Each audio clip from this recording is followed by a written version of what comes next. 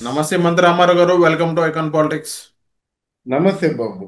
Yes sir, ఇప్పుడు ఆ, ఏదైతే యాంకర్ శ్యామ్లా ఉందో, సో యాంకర్ శ్యామ్లా గారు ఏం చెప్తున్నారంటే, సో చంద్రబాబు నాయుడు గారు పొత్తు లేనిదే ఇప్పటిదాకా గెలవలేదు, అలాంటిది ఇప్పుడు కూడా పొత్తుతోని గెలవడం జరిగింది. సో ఇప్పుడు వెన్నుపోటు రాజకీయాలు చేస్తున్నారు. ఏదైతే ప్రజలకి వెన్నుపోటు పొడిచారు, సూపర్ సిక్స్ సూపర్ సెవెన్ అని చెప్పిన వ్యక్తి ఇప్పుడు ఏం సరిగా ఇవ్వలేదు. సో అని యాంకర్ శ్యామ్లా గారు ప్రశ్నించడం జరిగింది. సో ఇంకోటి ఏంటంటే, చాలా మంది ఏమంటున్నారంటే సార్, ఇప్పుడు ఆ, సినిమా రంగంలో యాంకర్ గా అవకాశాలు లేక ఇటేపు రాజకీయ రంగంలో దిగిందా అని చాలా మంది ప్రశ్నించడం జరుగుతుంది. సో దాని పట్ల మీరేమంటారు?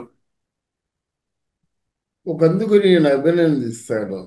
మీరు మిగతా వాళ్ళ అజ్ఞానుల్లాగా వైఎస్ఆర్సిపి అధికార ప్రతినిధి అని సంబోధించకుండా యాంకర్ శ్యామలగా సంబోధించినందుకు మిమ్మల్ని అభినందిస్తున్నాను. ఉమ్, ఆవిడ యాంకర్ శ్యామల కూడా కాదు. యాంకర్ అంటే సుమని యాంకర్ అంటాం. ద జర్నలిస్ట్ అని పెట్టుకుంటే ఈ షుడ్ హ్యావ్ సమ్ స్టాండర్డ్స్. అలాగే ఇది నాట్ యాంకర్ శ్యామల.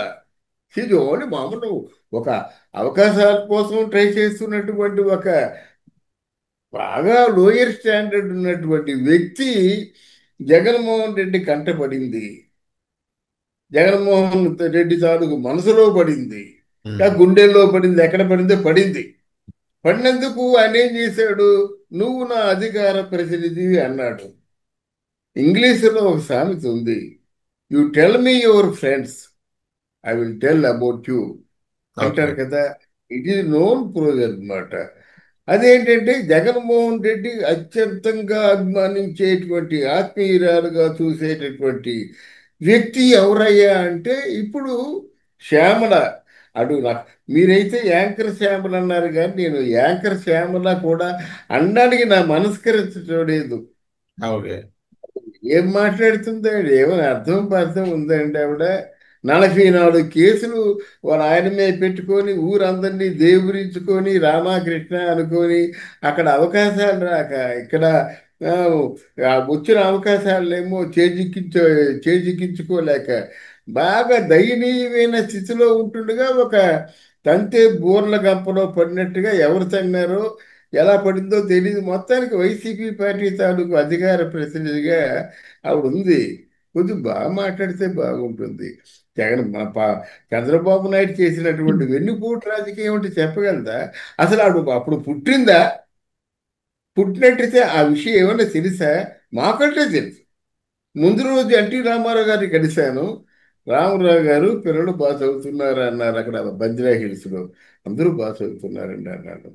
అప్పుడు వైస్రాయ్ హోటల్లో అంటే ఇలా మళ్ళీ మనం వస్తాం, మా ప్రభ వెలుగుతుంది, దిస్ ఇస్ ట్రూ ఉమ్, అన్నారన్నమాట.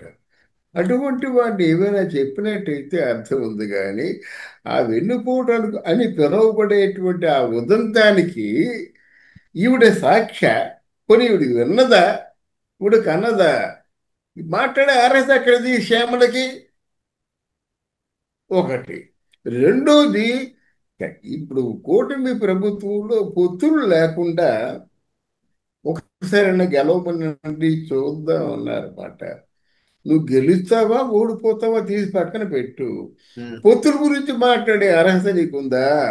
కొన్ని అనైతికమైన పొత్తులు ఉంటాయి. మరి మీ వైఎస్ఆర్సీపీలో గతంలో 2019లో అనైతికమైన పొత్తులు పెట్టుకోలేదా? అనైతికమైన పొత్తులు ఏమిటో ప్రజలకు తెలుసు. లేకపోతే జగన్మోహన్ రెడ్డి గెలిచేస్తాడా? అప్పుడు వీళ్ళందరూ ఈవీఎం ట్యాపరింగ్ జరిగిందని చెప్పలేదా?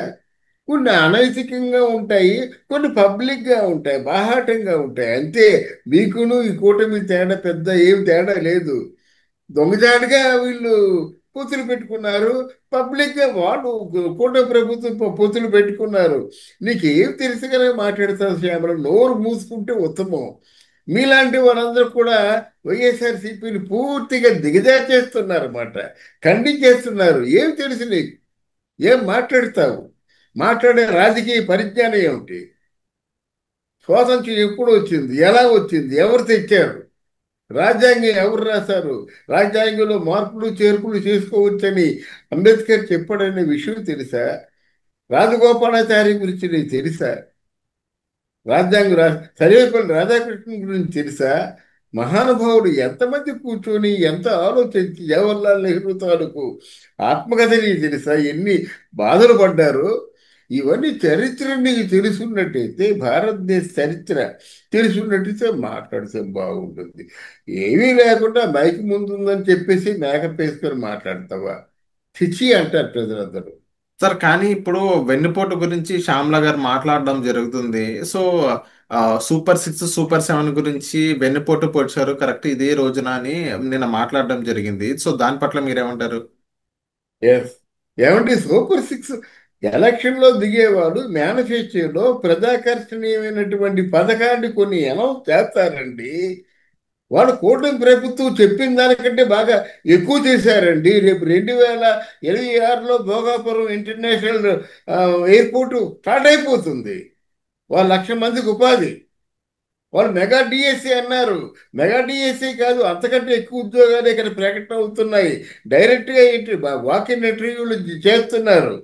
అక్కడ పరిశ్రమలు అన్నారు, పరిశ్రమలు వస్తున్నాయి. నీకేం తక్కువైంది? చూస్తున్నారు, హెల్త్ చూస్తున్నారు, పరిశ్రమలు చూస్తున్నారు, బియ్యం చూస్తున్నారు, కొత్త రేషన్ కార్డులు ఇచ్చారు, అందరూ సన్న బియ్యం కార్డులు ఇచ్చారు, అంతా పబ్లికే చేస్తున్నారు. దా దాపరికాలు ఏం లేవు వాళ్ళకి. దాపరికాలు ఏమున్నాయి? నువ్వు కళ్ళు మూసిపోయి మాట్లాడుతుంటే ఎలాగవుతుంది శ్యామల? ఆ దాపరికాలు ఏమి లేవు కదా, ప్రజలు చెప్పి చేస్తున్నారు. నారా లోకేష్ ఈ doing very good job. Okay. Doing very good job అన్నమాట. నేను మనస్ఫూర్తిగా నారా లోకేష్ని అభినందిస్తున్నాను. 24 గంటలు నేను లో నిలబడతాను ఆలోచించి ప్రజలకు అంత మంచి చేస్తున్నాడు. ఆయన తాలూకు పొలిటికల్ కిందికి ఉదాహరణ ఏమిటంటే, ఎక్కడ ఓడిపోయాడో అక్కడ గెలిచాడు.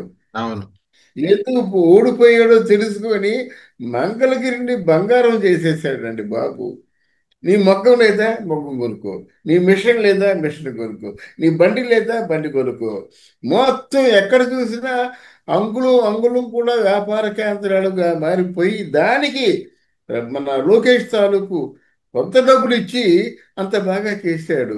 ప్రజానాయకుడికి కావలసింది అదే. ప్రజానాయకుడికి కావలసింది అదే. తన మూలంగా ఎవరైనా నష్టపోతున్నారంటే ఆ నష్టాన్ని భర్తీ చేయాలి. అది ఇప్పుడు ఈరోజు హరిహర వీరమల్లు ప్రొడ్యూసర్కి పవన్ కళ్యాణ్ 11 కోట్లు రిటర్న్ చేశాడు. ఇవన్నీ విన్నప్పుడు కొంచెం ఒక మానవత్వం ఉంది. లేకపోతే సినిమా వాడికి ఎక్కడండి నువ్వు తీసుకున్నావు పోయింది అంటారు. అలా కాకుండా 11 కోట్లు రిటర్న్ చేశాడనమాట. ఇది ఓకే. నాయకుడికి ఉండవలసిన లక్షణం అని చెప్తున్నాను. రిటర్న్ చేశాడని చెప్పడం నా తాలూకు ఉద్దేశం కాదు. నాయకుడు తన మూలంగా ఎవరూ బాధపడకూడదు. ఓకే. ఓకే. తను ఉన్నా లేకపోయినా తన గురించి చెప్పుకునేవాడు కావాలి. Thank you. నేను చెప్పేది ఏంటంటే, శ్యామల, అంబటి రాంబాబు, రోజా, వీళ్ళ ముగ్గురిని కూటమి ప్రభుత్వం ఎంత తొందరగా అక్కడెక్కడో వాళ్ళు వంశీ వీళ్ళందరూ చూసారు వాళ్ళకు ఈ కొడాలని వీళ్ళని పంపించేసినట్టయితే వీళ్ళ పనులు సజావుగా సాగుతాయి అన్నమాట. లేకపోతే ఎందుకంటే వాళ్ళు చక్కగా పనిచేస్తారు. ఇప్పుడు ఫస్ట్ క్లాస్ స్టూడెంట్ 100కి 100 మార్కులు తెచ్చిన స్టూడెంట్ నీకు కొట్టేస్తుంటే ఎలాగవుతుందండి? బాగా చదవరా, 100కి 100 మార్కులు తెచ్చుకుంటారు వాళ్ళు కూటమి ప్రభుత్వం వాళ్ళు. మీరు ఎందుకు అలాగ గుర్తించుకుంటారు? బుద్ధి జ్ఞానం ఉండాలి. బుద్ధి ఉంటే మంచి పనులు చేయాలి. Okay. Okay. So thank you sir thank you. Politics వచ్చినందుకు.